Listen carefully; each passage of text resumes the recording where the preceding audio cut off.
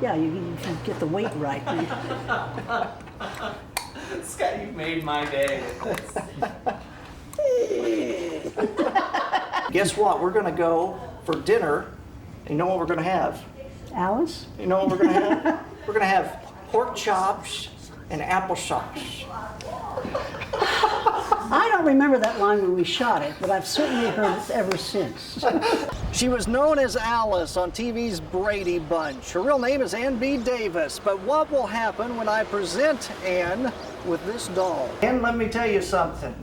John had the day off.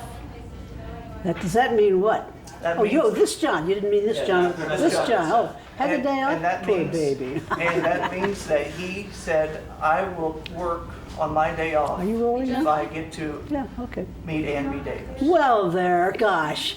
Get your hand on anyway. How about that? And welcome to Sullivan. Thank you very much. Thank you indeed. Do you remember the first time you were here? Yes, it was a while ago, but I remember I had two questions. One was, why do they call it the Little Theatre? And the other was, what's it doing here? And I suspect that that's quite often a question that occurs to the people who come here for the first time. You people that have lived here forever, which I gather you have, know why it's here and how it got here. But of course I found out the guy Little started it, and then it's a charming place. And I'm sure it's changed since whatever it was, I was here 83 or something like that. But it looks the same, feels the same. It's nice. I like Does the it. town look the same? The square look the same? Well, it just does. I'm sure it's changed, but it looks like what it is. The town square of a small town in the Midwest. And that's not a bad thing. What was it that brought you back this time? Well, Follies. Guy called me and wrote me a letter, said what his plans were, and I wrote him back. I said, you're mad, you're out of your mind, I'm retired, I'm too old. And he said, no, you're not, compared to some other folks that I'm talking to. I said, that's a swell way to put it. Don't tell them you said that. But he allowed us how I could do it, and I allowed us how I'd love to take a crack at it, because it's a great part. I've got a great number in it. So you love being asked, and if it's possible and you think you can stand up long enough to do it, you can come back and do it. When I heard that you were on the bill, I was so thrilled. I thought that you had retired. Well, so did I. I keep thinking I'm retired, and people keep getting me on the phone, my agent among them. And, they call me back for the reunions, the Brady Bunch reunions. And of course, I always go back for those, because those are fun. Because that's when I get the chance to see them again. And I did a commercial a couple of years ago, and then I think, okay, that's it. Okay, bye. And then the phone rings. What are you going to do? You could say no, I suppose, but I don't do that very often. When you were here the first time, you had been a success on television. Yes, I had done the Bob Cummings show from 55 to 59. And then you came here. What was going through your mind when you were here, as far as you had no idea what was coming in your life? Actors don't have any idea of what is coming in their life, ever. You can make all the plans you want, but don't count on it. All I knew was that I loved to work, I loved theater. I had done a TV thing, that was fun. I'd hope to do that again. I made a couple of pilots, TV pilots that didn't sell. I went out and did summer stock, dinner theater, and later on I did some touring and with national companies. But you actors work from job to job. It never gets any better than that. I think there was 1 year on the Cummings show when I think I was picked up for a whole season. Otherwise, I've never had a guarantee that I had more than 13 weeks work at a time. That's an interesting way to live. Wow, even on the Bradys? Oh yeah, you do that year by year. Yeah. Wow. I mean, if they cancel the show, bye. Yeah. If somebody had told you when you were here the first time what kind of life you were going to have after that, would you have believed it? No, because I didn't know what kind of a life I was going to have after that. While I was doing I knew that I wanted to be in show business. In the process of doing the Brady Bunch, I began to feel that there was something missing in my life. And I thought, gee, that's pretty greedy of me. I've got everything going for me. I've paid off some debts that I got between the two successful series, and I own my own home, and I have friends and all this. So what is it that I think I'm missing? And I remembered something that when my mother used to write me letters a lot, she said, when I'd leave town, to go to camp, or when I was a kid, she'd write, there's an Ann-shaped space around the house, and I miss you very much. Well, I came to the conclusion that there's a God-shaped space in everybody's heart. And until you fill that space with God, you never know what it feels like to be whole and complete. And that's what happened to me. I found the Lord. I mean, I was always I was always a Christian, but I wasn't always a practicing, living Christian until my 40s. And I moved into a Christian community and still live with some of the people that I lived with in that community. And so that, you know, I had no way of knowing that the Lord was going to touch my life. I had what I call a testimony of affluence. I've had everything the world has to offer, and God made me a better offer. So what are you going to do? Go for it.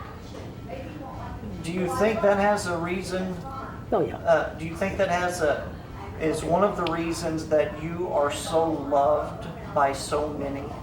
Because I love them. It's very simple. That's how you learn how to love, is to be loved. And unless you're loved, you don't know how to turn around and give it to somebody else. People know that I'm a practicing Christian. My fan mail reflects it. And people that come to me and speak to me on the street, they say, I understand you go to church all the time, you sing in the choir and do all that kind of stuff. And people like that. There are an awful lot of people out there that think that's important, as do I. I saw the reunion last month on the TVland Awards. Wasn't that a hoot and a And half? the response that you got Yeah. was probably more than anybody that night. That came as quite a surprise for me. I mean, as the bunch was called up as a group, we got a nice round of applause, and then each one of us stepped down to say a couple of words, and when I stepped down to the microphone, this thing happened, and people stood. And it's a funny kind of a reaction, I think.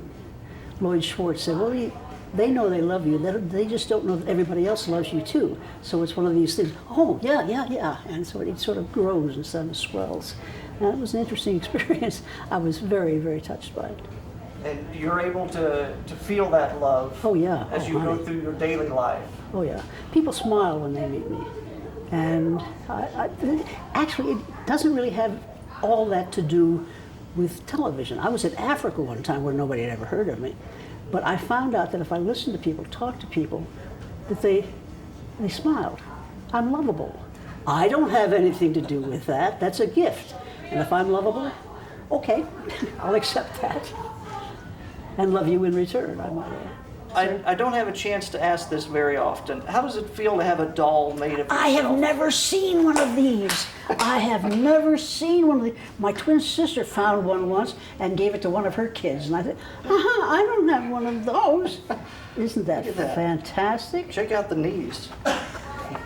Well, the knees are perfect. The face is a little off, but that's funny. Yeah, there's the... Oh, that's wonderful. Where'd you find that? There you are, right there. There I are. And there you are in the back. Yeah. Now that's... Here's another. This one is... Bob, read it. Oh, Swiffer's made a... That's called a push puppet. See if... I don't know, you're surprising me here now. It's called a what puppet? It's called a push puppet. Push puppet? It looks like it came from that. Hang on there, John. Okay, just talk among yourselves for a few minutes. So you don't get any money from these? Not that, well, I must. I think I have, every once in a while it goes through some machinations and ends up in my bank accounts. It's not a lot. Well, that's the important part, that you get some. I get something from it, but I was going to open this to show you how it works, but maybe not. But anyway, you push the bottom of her. Yeah, and she sweeps. She kind of does that. You see? Gee, that's swell. A few dancing lessons wouldn't be a bad idea. Now, you rolling there, John? All right. Now, pick out the stuff you like. Here we've got our Ann B. Davis Alice dolls, and we've got the real Ann B. Davis right here. And guess what? We're going to go for dinner. You know what we're going to have? Alice? You know what we're going to have? We're going to have pork chops and applesauce. I don't remember that line when we shot it, but I've certainly heard it ever since. Every day from wiseacres, right? From people who think you've never heard it. Well, they're right. I never hear it except from people that say it to me. I mean, I'm not even sure I was in the scene when that was You done. might not have been, but I bet you made them. Did you cook them? I don't cook. I don't cook. Pork chops and applesauce. And I even published a cookbook, and I don't cook. You know, I've got the cookbook at home. This is getting a little surreal. I'm an here, Alice fan. folks. Do I need to put a separation? I'm an Alice fan, but I'll tell you what, I'm a bigger Ann B. Davis fan. Thank you. Well, bless And your heart. welcome to Sullivan. You can see her live Live and in on color. stage this weekend at the Little Theatre. Traveling Central Illinois from A to Z. Pork chops. And applesauce, or something like that. Swell. Well, In Sullivan, Scott, England, News Center 17. That. oh, it's one of those things. Oh, I remember those. Yeah, here. hold on. Yeah, we used to have, collapsible. Yeah, you get the weight right.